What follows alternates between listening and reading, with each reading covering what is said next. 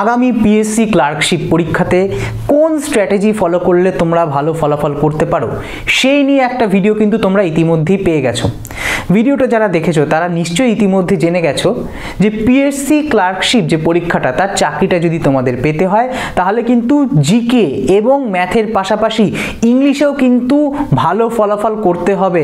অর্থাৎ ইংলিশে যেই টোটাল মার্কস 30 অর্থাৎ 30টা যে নম্বর রয়েছে সেখানে কিন্তু মিনিমাম আমাদের 27 থেকে 28 নম্বর, যদি আমরা 30-এ 30 নাও পাই মোটামুটি 27 থেকে 28 এরকম একটা টার্গেট আমাদের কিন্তু নিয়ে চলতে হবে যাতে আমরা এই নাম্বারটা পেতে পারি, যাতে আমাদের টোটাল যে মার্কসটা সেটা কিন্তু বেড়ে যেতে পারে। আর তোমরা ইতিমধ্যেই জানো যে ইংলিশটা পড়ে গেলাম না, ইংলিশটা অন্য কিছু দিয়ে জিকে বা ম্যাথ দিয়ে মেকআপ করে দেবো এই গ্যাপটা, সেটা কিন্তু হবে না। ইংলিশটা তোমাকে ভালো করে পড়তেই হবে, নাহলে কিন্তু চাকরিটা তুমি পাচ্ছ না, এটা কিন্তু প্রথমে মাথায় ঢুকিয়ে নাও। আর এটুকু তোমাদের বলে দিই, এই যে ক্লার্কশিপ পরীক্ষাটা এখানে যারা ইংলিশে একদম কাঁচা, ধরো একদম প্রথম থেকে শুরু করছো বা কিছু পারো না, ধরে নাও আমি কিছুই পারি না, তাদেরও কিন্তু এই 30-এর মধ্যে 21, 22, 23, 24 এরকম ফলাফল করা কিন্তু খুব একটা কঠিন নয়, ঠিক আছে? সেই জিনিসটা আমাদের মাথায় রাখতে হবে। এবং আরেকটা কথা যারা তোমাদের জানিয়ে রাখি, যারা অনেকদিন ধরে প্রিপারেশন নিচ্ছ বা জিনিসটা বিষয়টা জানো যে কীরকমভাবে প্রিপেয়ার করতে হবে, যাদের প্রিপারেশনটা একটু হাই স্ট্যান্ডার্ড একটু লেভেলে চলে গেছে তাদের পক্ষে কিন্তু 28, 29 বা 30-এ 30 পাওয়া কোনো ব্যাপার না।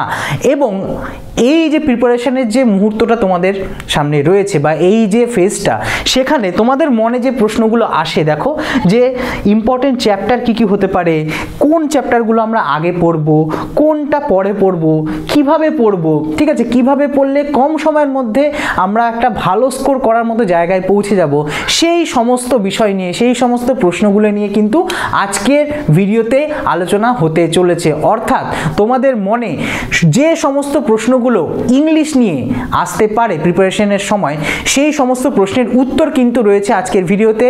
তাই তোমাদের সবাইকে বলছি ভিডিওটা কিন্তু অবশ্যই তোমরা প্রথম থেকে শেষ অবধি একটু স্কিপ না করে দেখবে। তাহলে চলো আমরা আমাদের স্ট্র্যাটেজি ভিডিওতে ঢুকে পড়ছি।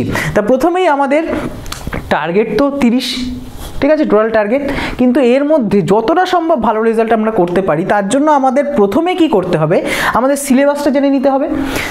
তা সিলেবাস এবং প্রিভিয়াস ইয়ার সিলেবাস জানার পর তাদের আমাদের দ্বিতীয় সেকেন্ড স্টেপ হচ্ছে প্রিভিয়াস ইয়ার প্রশ্ন জানা, প্রিভিয়াস ইয়ার প্রশ্ন ঘাটা। এবার প্রিভিয়াস ইয়ার প্রশ্ন কিন্তু আমরা আগের 3টে ভিডিওতে ঘেটে নিয়েছি।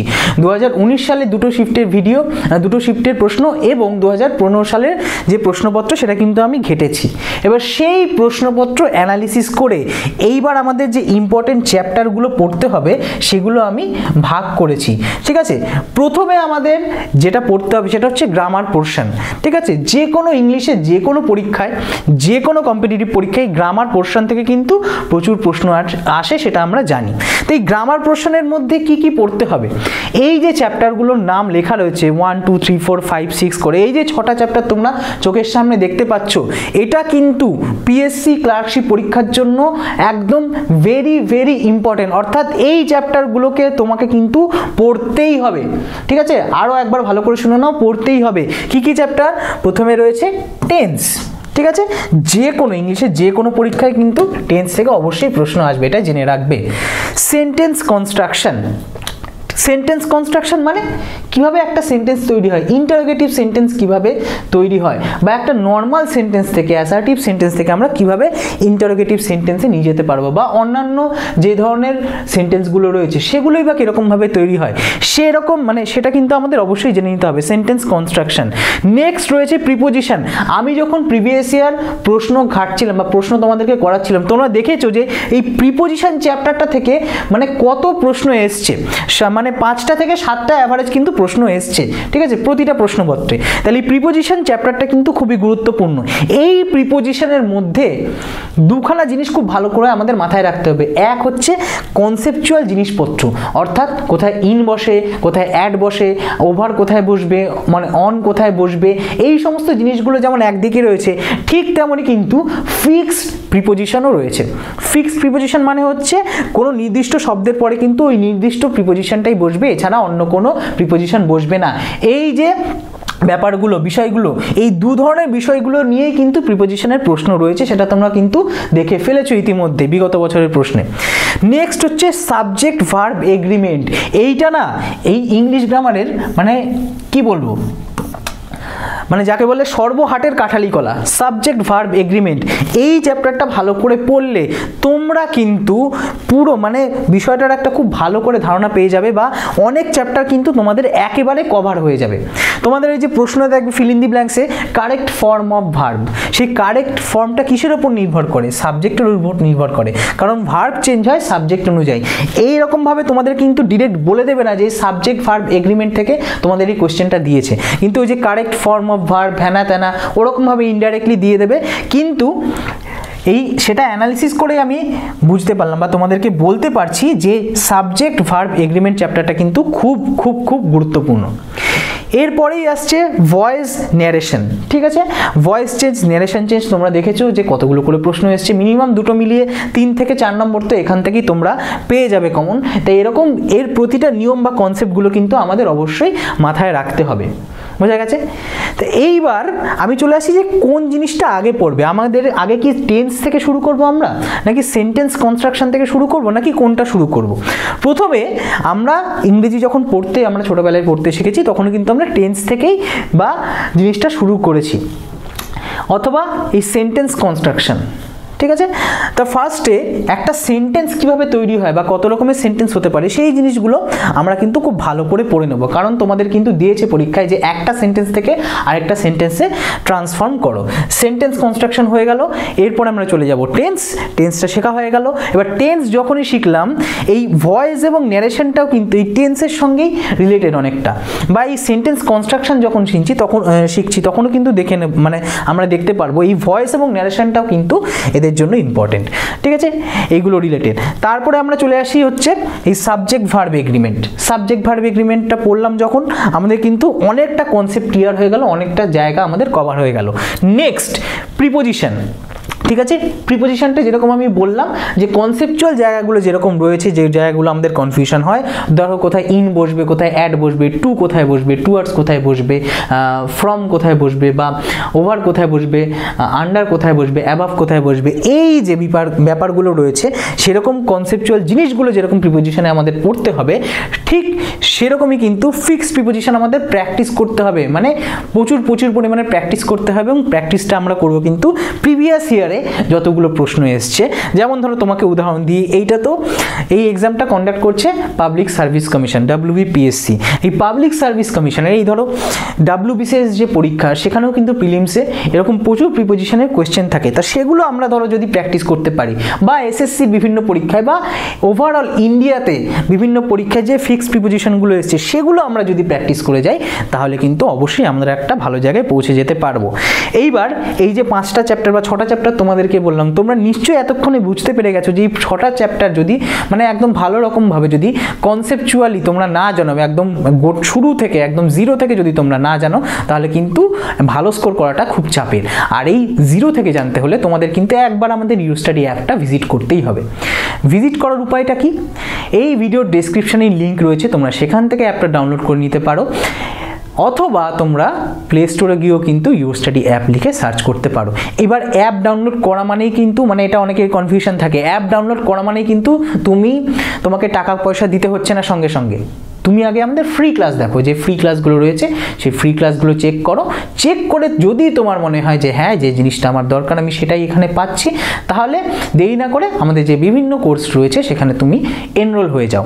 এবার আমাদের যেরকমই WBPSCর জন্য আলাদা কোর্স লঞ্চ করা হয়েছে, সেখানে SSCর জন্য আলাদা কোর্স রয়েছে, রেলওয়েজের জন্য আলাদা কোর্স রয়েছে, প্রাইমারি টেট রয়েছে, এছাড়াও বিভিন্ন ইন্ডিভিজুয়াল সাবজেক্টের জন্য কিন্তু সেখানে অলরেডি কোর্স লঞ্চ হয়ে গেছে।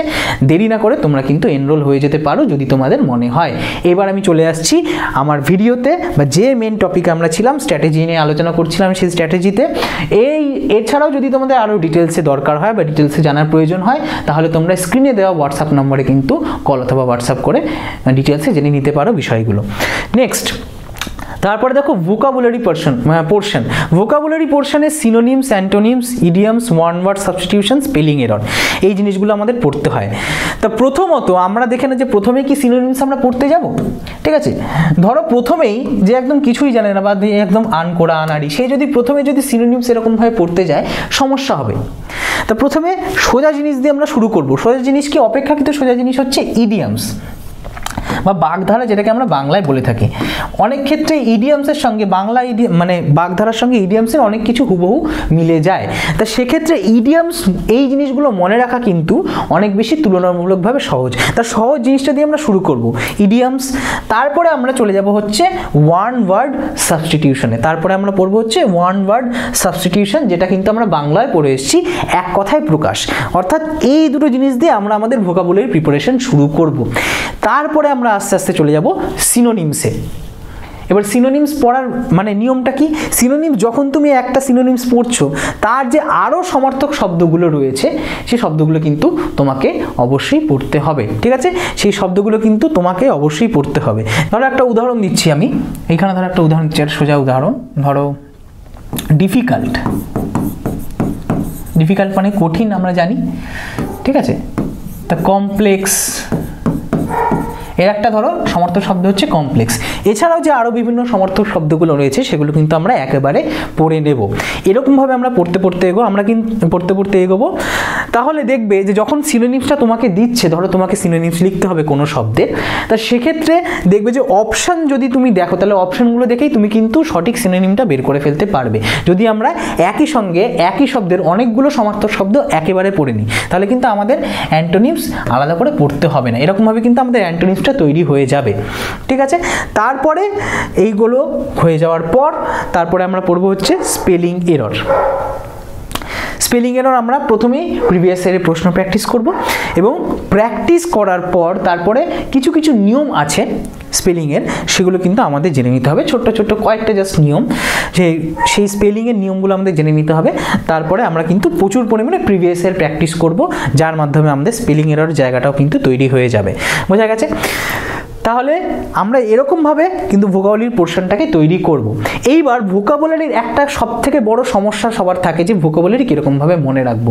ধরো আমরা একটা ইডিয়াম পড়লাম বা সিনোনিম পড়লাম, ঠিক আছে? আমাদের ওয়ার্ড পাওয়ারটা বাড়াতে হবে। তার জন্য আমরা কি করব? যদি আমরা একটা সিনোনিম পড়ি বা ইডিয়াম পড়ি, আমরা চেষ্টা করব যে আমরা সেটাকে যদি কোনো বাক্যের মধ্যে ব্যবহার করতে পারি বা সেটা দিয়ে কোনো একটা বাক্য রচনা করে সেরকমভাবে মনে রাখতে পারি, তাহলে কিন্তু সুবিধা হবে। তাহলে দেখবে বেশি করে মনে থাকবে। এই ট্রিক্সটা তোমরা কিন্তু অ্যাপ্লাই করতে পারো, ঠিক আছে? এই ট্রিক্সটা তোমরা কিন্তু অ্যাপ্লাই করতে পারো, দেখবে তাহলে মনে থাকছে। ধরো তোমাদের 100টা সিনোনিমস হয়ে গেছে, তারপরে আবার যখন রিভাইজ করবে তখন কিন্তু তোমাকে অবশ্যই ওই ট্রিক্সটা যদি ফলো করো সেন্টেন্সের মাধ্যমে, তাহলে দেখবে কিন্তু বেশি ভালো মনে থাকছে, ঠিক আছে? এটা তোমরা অ্যাপ্লাই করে দেখতে পারো। তাহলে প্রথমে আমাদের কি করতে হবে? আমাদের ইডিয়ামস ওয়ান ওয়ার্ড দিয়ে শুরু করতে হবে, তারপরে সিনোনিমস পড়বো। সিনোনিমস যখন পড়বো তখন একসঙ্গে অনেকগুলো ওয়ার্ড পড়ে নেব। কীরমভাবে মনে রাখবো সেটাও তোমাদের বলে দিলাম। আমরা বাক্যে ইউজ করে সেগুলোকে মনে রাখবো। স্পেলিং রঙের ক্ষেত্রে আমরা বেশি করে প্রিভিয়াস ইয়ার প্র্যাকটিস করব, এবং কিছু নিয়ম আছে সেগুলো আমাদের অবশ্যই জেনে রাখতে হবে, বেসিক নিয়ম, ঠিক আছে? তো এই তো হয়ে গেল ভোকাবুলারি পোর্শন। তারপরে দেখো আমি লিখেছি ফিল ইন দি ব্ল্যাঙ্কস। তা ফিল ইন দি ব্ল্যাঙ্কসের মধ্যে কিন্তু প্রিপোজিশনেরও প্রশ্ন ছিল, ভোকাবুলারিরও প্রশ্ন ছিল। তা আমি হঠাৎ করে এই ফিল ইন দি ব্ল্যাঙ্কস এটা আলাদা করে কেন লিখলাম? কারণ এই ফিল ইন দি ব্ল্যাঙ্কসটা হচ্ছে কিছু আছে দেখবে, যেগুলো আমি বলেছিলাম, যেগুলো আমাদের কমন সেন্স দিয়ে আমাদের কিন্তু এগুলোকে বার করতে হবে, কমন সেন্স, ঠিক আছে? তো এই কমন সেন্সটা আমাদের কীভাবে তৈরি হবে এটা অবশ্যই তোমাদের মনে প্রশ্ন আসবে। এই কমন সেন্সটা পাবো কোথা থেকে? আমাদের মূলত নিউজ পেপার অথবা ইংলিশে কোনো স্টোরি পড়ছি বা প্যারা পড়ছি, সেটা বা লেটার পড়ছি, সেগুলো আমাদের কিন্তু অভ্যাস করতে হবে। ইংলিশে কোনো রাইটিং পড়া সেটা আমাদের অভ্যাস করতে হবে। এখন নিউজ আর্টিকেল পড়তে গেলে তোমাকে আলাদা করে খবরের কাগজ কিনতে হচ্ছে না, তুমি তোমার মোবাইলেই হয়তো পিডিএফে পড়তে পারছো, অথবা তুমি কোনো গল্প সেটা ডাউনলোড করে নিচ্ছ, পিডিএফটা ডাউনলোড করে নিচ্ছ, সেটা তুমি পড়ছো। এরকমভাবে কিন্তু আমাদের কমন সেন্সটা বাড়বে যদি আমাদের ইংরেজিটা পড়ার মানে যেটা লিখিত আছে কোনো রাইটিং, সেটা পড়ার যদি অভ্যাস তৈরি হয়, তাহলে কিন্তু কমন সেন্সটা তৈরি হবে, এবং সেখান থেকে আমাদের ভোকাবুলারিও বাড়বে। এবং এই ধরনের যে ফিল ইন দি ব্ল্যাঙ্কসগুলো, যেগুলো খুবই ইম্পর্টেন্ট, পরীক্ষায় প্রশ্ন দেয়, সেগুলো কিন্তু আমরা খুব সহজে করে আসতে পারবো, ঠিক আছে? তো এই তো গেল আমাদের পড়ার স্ট্র্যাটেজি কীরকমভাবে পড়বো, গ্রামার পোর্শন কীরকমভাবে পড়বো, ভোকাবুলারি পোর্শন কীরকমভাবে পড়বো, ফিল ইন দি ব্ল্যাঙ্কস কীরকম আমরা ভালো করতে পারবো, কমন সেন্স যেগুলোকে কমন সেন্স বা আন্ডারস্ট্যান্ডিংয়ের কোয়েশ্চেন আমরা বলে থাকি। এছাড়াও যেটা ইম্পর্টেন্ট প্রশ্ন যেগুলো আমাদের কিন্তু প্রিভিয়াস ইয়ার থেকে প্র্যাকটিস করতে হবে, এবং প্রিভিয়াস ইয়ার প্র্যাকটিসের মাধ্যমে খুব ভালো করে আমাদের মানে করতে হবে, সেটা হচ্ছে ফ্রেজাল ভার্বস। খুবই গুরুত্বপূর্ণ ফ্রেজাল ভার্ব। তোমরা দেখেছো যে ফ্রেজাল ভার্ব থেকে প্রশ্ন এসছে, এবং যখন আমি কোশ্চেন সলভ করিয়েছি, সলিউশন যখন করিয়েছিলাম, তখন কিন্তু বলেছিলাম যে এই সমস্ত কিছু আমাদের জেনে রাখতে হবে, যে কোনটার সাথে কোন ফ্রেজাল ভার্বটার সঙ্গে কি কোন প্রিপোজিশনটা যোগ করলে কীরকম মানে তৈরি হচ্ছে, সেই সমস্তগুলি কিন্তু আমাদের মনে রাখতে হবে। এইবার এই ফ্রেজাল ভার্বও আমরা যখন মনে রাখবো, এই ফ্রেজাল ভার্বটাকে কেন আমি পরে রেখেছি, কারণ এগুলো তো ইম্পর্টেন্ট, অবশ্যই এটাও ইম্পর্টেন্ট, কিন্তু এটা আমরা মনে রাখবো বেশিরভাগ ক্ষেত্রে প্রিভিয়াস ইয়ারে যে প্রশ্নগুলো এসছে, একদম ওই ফিক্সড প্রিপোজিশনের মতো প্রিভিয়াস ইয়ারে যে জায়গাগুলো থেকে প্রশ্ন এসছে, সেই জায়গাগুলো থেকে কিন্তু আগে আমরা প্র্যাকটিস করব, সেই জায়গাগুলো ভালো করে জানবো। একটা শব্দ, সেটা যদি ধরো পুট দিল বা কিপ দিল বা এই ধরনের দিল, কল দিল, তো কলের সঙ্গে কল যখন আমরা করছি, সেখান থেকে আমরা পুরো কলের কি হতে পারে ফ্রেজাল ভার্বের রূপ, সেগুলো আমরা জেনে নিলাম। পুট, সেই পুটের সমস্ত জিনিসগুলো আমরা জেনে নিলাম। কাট হলে সেই কাটের সমস্ত জিনিস আমরা জেনে নিলাম, কাটের সঙ্গে কি হতে পারে, সেই ফ্রেজাল ভার্বগুলো সমস্ত জেনে নিলাম। এরকমভাবে কিন্তু আমাদের পড়তে হবে। তাহলে আশা করি মোটামুটি যদি তোমরা এরকমভাবে ফলো করো, বা এই চ্যাপ্টারগুলো যদি তোমাদের আগে প্রাধান্য দাও বা আগে ইম্পর্টেন্স দাও, তাহলে কিন্তু প্রিপারেশনটা তোমাদের আগামী 2 মাস যদি এরকমভাবে প্রিপেয়ার করতে পারো, তাহলে কিন্তু অবশ্যই একটা ভালো জায়গায় তোমরা প্রিপারেশনটা পৌঁছে যেতে পারবে পরীক্ষার আগে। এবং আমি বলছি না যে এই চ্যাপ্টারগুলোই পড়বে, বাকি চ্যাপ্টারগুলো একদম বাদ দিয়ে দাও, কিন্তু আমি যেটা বলতে চাইছি সেটা কিন্তু স্মার্ট ওয়ার্কের মধ্যে পড়ছে, অর্থাৎ এই চ্যাপ্টারগুলোকে আগে গুরুত্ব দাও, এই চ্যাপ্টারগুলোকে অবশ্যই আগে গুরুত্ব দাও, ঠিক আছে? এই জিনিসগুলো আগে পড়ো, যেরকমভাবে বললাম সেরকমভাবে পড়ো, তাহলে কিন্তু এই যে টোটাল যে 30 নাম্বার রয়েছে, সেক্ষেত্রে কিন্তু 27 থেকে 28 নম্বর অ্যাচিভ করা কোনো ব্যাপারই হবে না, এবং আমরা কিন্তু 30-এর লক্ষ্য নিয়ে এগোতে পারি। সেটা আমাদের প্রিপারেশনের উপর নির্ভর করছে, কত ভালোভাবে আমরা কিন্তু প্রিপেয়ার করতে পারবো। 30 পাওয়াটা কিন্তু খুব চাপের ব্যাপার নয়, কারণ মনে রাখতে হবে এটা কিন্তু ক্লার্কশিপের পরীক্ষা, ঠিক আছে? তো সেই জিনিসগুলো মাথায় রেখে, এবং এই গোটা ভিডিওটাতে যে সমস্ত কথাগুলো আমি বললাম, সেই সমস্ত কথাগুলো মাথায় রেখে তোমরা যদি এগোতে পারো প্রিপারেশনের ক্ষেত্রে, তাহলে আমি মনে করি যে তোমরা কিন্তু পরীক্ষার আগে খুব একটা কনফিডেন্টের জায়গায় পৌঁছে যাবে, যেখানে তোমরা ইংলিশে খুব ভালো একটা স্কোর করতে পারবে। আর ইংলিশের একটা ভালো স্কোর কিন্তু তোমার ওভারঅল যে স্কোরটা 100-র মধ্যে, সেটাকে অনেকটা বুস্ট আপ করবে, অনেকটা বাড়িয়ে দেবে, ঠিক আছে? তাহলে চলো আজকের মতো এখানেই শেষ করছি ভিডিও। নেক্সট ভিডিওগুলোতে কিন্তু তোমাদের কমেন্ট সেকশনে আমাকে অবশ্যই জানাবে যে কী ধরনের ক্লাস তোমাদের পেলে সুবিধা হবে প্রিপারেশনটা শুরু করার ক্ষেত্রে। সেটা কি আমরা গ্রামার পোর্শন থেকে শুরু করতে পারি, না ভোকাবুলারি পোর্শন থেকে শুরু করতে পারি, কোন স্ট্র্যাটেজি বা কোন জিনিসগুলো বা কীরকমভাবে বা কোন ধরনের ক্লাস পেলে তোমাদের প্রিপারেশনটা আরও একটু ভালো হবে, সেটা আমাকে কমেন্ট সেকশনে অবশ্যই জানাও। তাহলে চলো আজকের মতো এখানে ভিডিও শেষ করছি, দেখা হচ্ছে তোমাদের সঙ্গে নেক্সট ভিডিওতে। নেক্সট ভিডিও তোমাদের জন্য খুব খুব খুব উপকারী হতে চলেছে আগামী পরীক্ষাগুলোর জন্য। তাহলে অবশ্যই চোখ রাখতে হবে ইউর স্টাডিতে। এখনকার মতো সবাইকে tata, goodbye, take care এবং জয় হিন্দ।